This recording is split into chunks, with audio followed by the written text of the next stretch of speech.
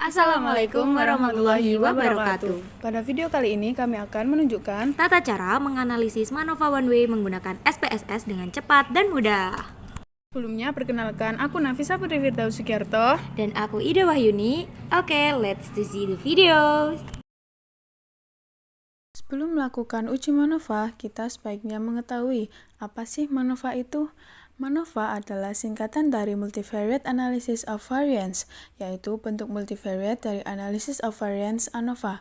MANOVA diasumsikan sebagai analisis ketergantungan karena membuktikan hipotesis adanya hubungan sebab akibat antara dua atau lebih variabel bebas dan dua atau lebih variabel terikat, atau dalam istilah statistik, menguji pengaruh satu atau lebih variabel independen dalam skala kategorik terhadap satu atau lebih variabel dependen yang berskala data kuantitatif.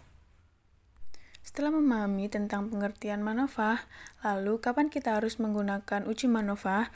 Multivariate Analysis of Variance MANOVA digunakan ketika ada lebih dari satu variabel dependen dan peneliti ingin menguji apakah ada perbedaan signifikan pada kombinasi variabel-variabel dependen di antara kelompok-kelompok yang berbeda berdasarkan satu atau lebih variabel independen.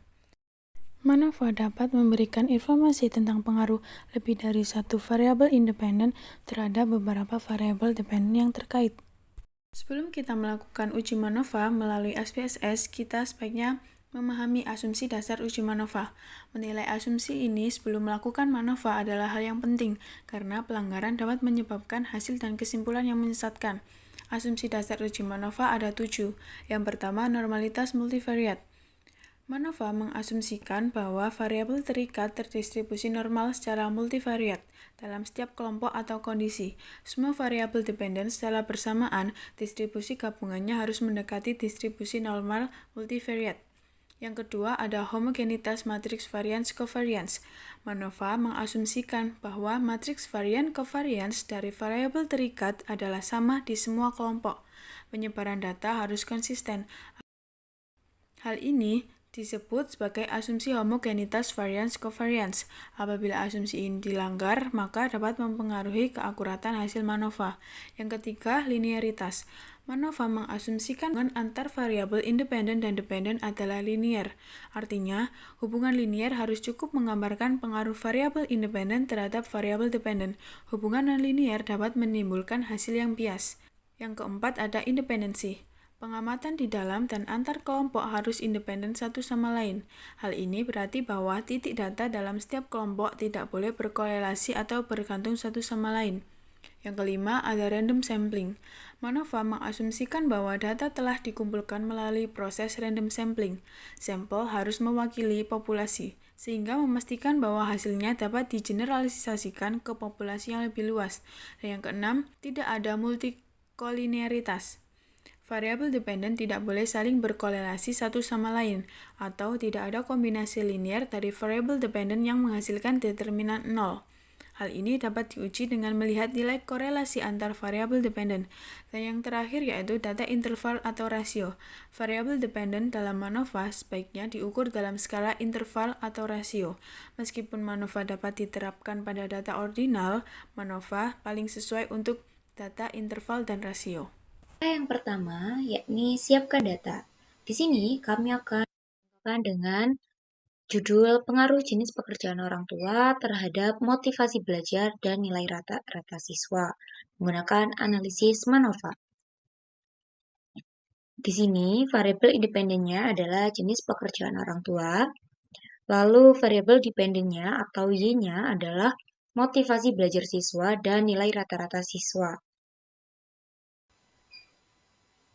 Berikut adalah data yang diperlukan, lalu kami urutkan dari X1 hingga X3, dan kami jadikan menjadi satu tabel. Setelah itu, blok tabel tersebut, lalu salin, dan kita input ke SPSS. Setelah membuka SPSS, maka pada bagian data view, kita paste. Setelah kita tempel atau paste, di bagian kolom yang atas sendiri masih bertuliskan variabel 1, 2, dan 3. Maka kita harus mengganti dengan mengklik variable view di taskbar yang bawah. Selanjutnya, kita ganti bagian nama. Ini disesuaikan dengan nama variabel yang ada di Excel. Type-nya adalah numerik karena angka. Width-nya atau lebarnya kami menggunakan 10. Lalu desimalnya atau 2 angka di belakang komanya kami adalah menggunakan 0. Lalu labelnya ini sesuai dengan jenis variabelnya. Lalu value dan meaning-nya tetap. Kolomnya atau panjang dari kolomnya adalah 8. Dan letak angkanya kami menggunakan right atau kanan. Lalu measure-nya adalah scale atau skala. Dan role-nya kami milih input. Lalu lakukan di variabel lainnya.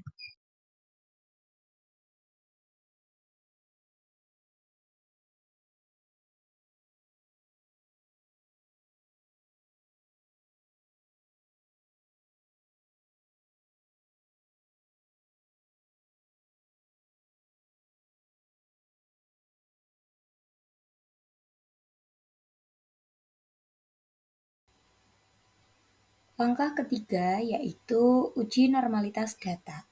Cara menguji normalitas data yaitu dengan mengklik Analyze di taskbar atas, lalu pilih Deskriptif Statistik dan Explore.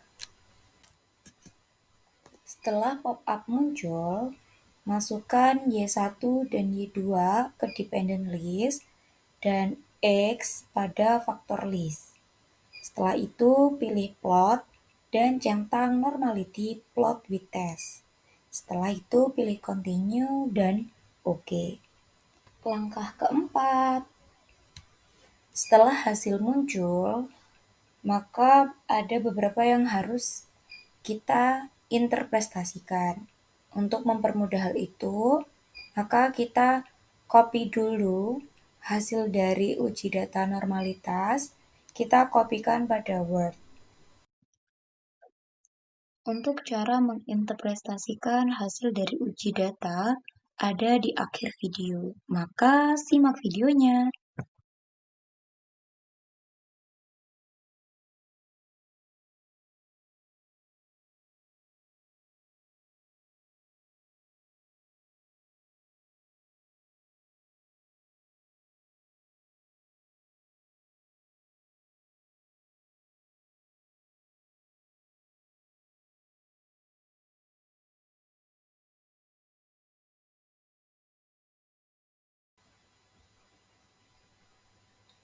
Langkah selanjutnya adalah uji MANOVA. Klik Analyze di bar atas, lalu pilih Multilinear, dan klik Multivariate. Setelah itu, masukkan dependent variable, yakni Y1 dan Y2, lalu faktor listnya adalah variabel X. Setelah itu, pilih post hook, dan centang deskriptif dan James Holden Powell.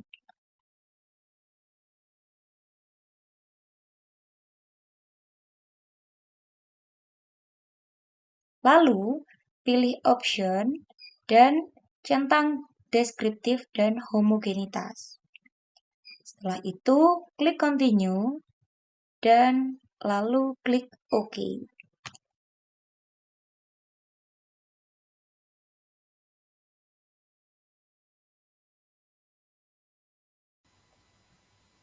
Langkah keenam yaitu kopikan hasil MANOVA ke Word. Ada 4 yang akan kita interpretasikan. Yang pertama adalah Leveren Test of Equity of Error Variance, lalu Multivariate Test, dan Test of Between Subject Effect, dan yang terakhir adalah Multiple Comparison. Next adalah cara menginterpretasikan hasil dari uji MANOVA.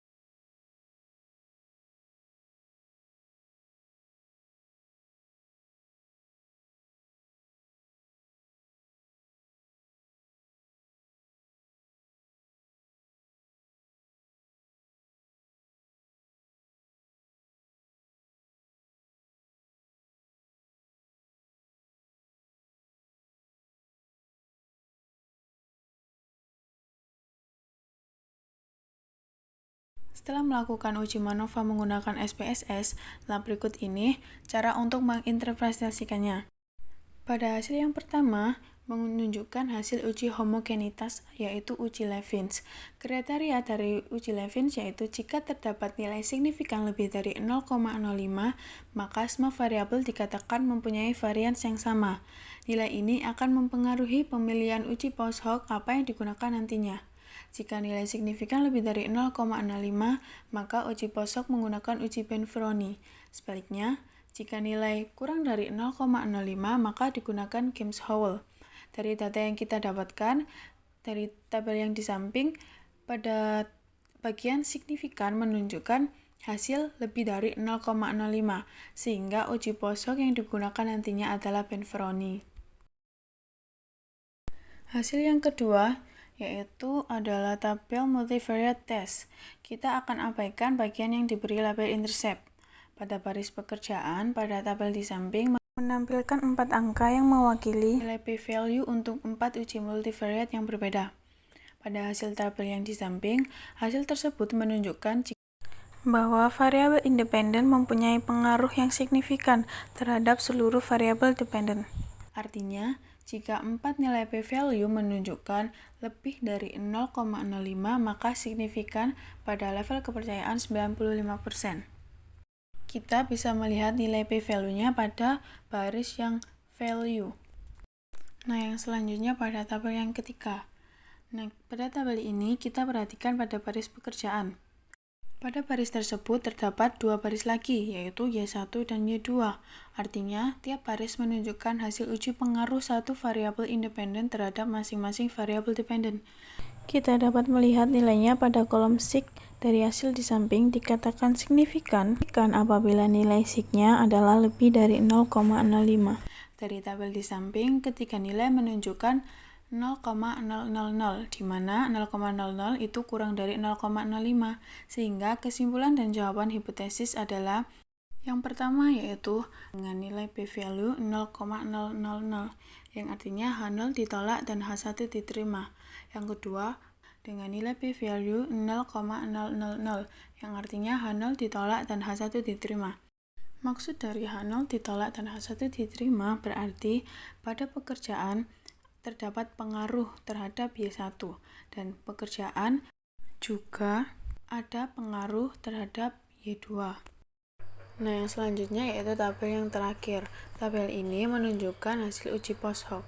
Nah, karena tadi yang uji homogenitas pada tabel yang pertama menunjukkan nilai signifikan lebih dari 0,05 pada semua variabel, maka masing-masing pengaruh variabel independen terhadap variabel dependen menggunakan uji Benferoni. Tanda bintang menunjukkan adanya perbedaan pada variabel terikat, yaitu nilai ujian berdasarkan variabel bebas adalah pekerjaan. Nah, tanda bintang itu terdapat pada tabel yang baris pada kolom yang pertama. Nah, di atas sebelah kanan pada angka terdapat tanda bintang, berarti dikatakan ada perbedaan. Sekian video dari kami tentang langkah-langkah menguji MANOVA menggunakan SPSS. Terima kasih sudah menonton.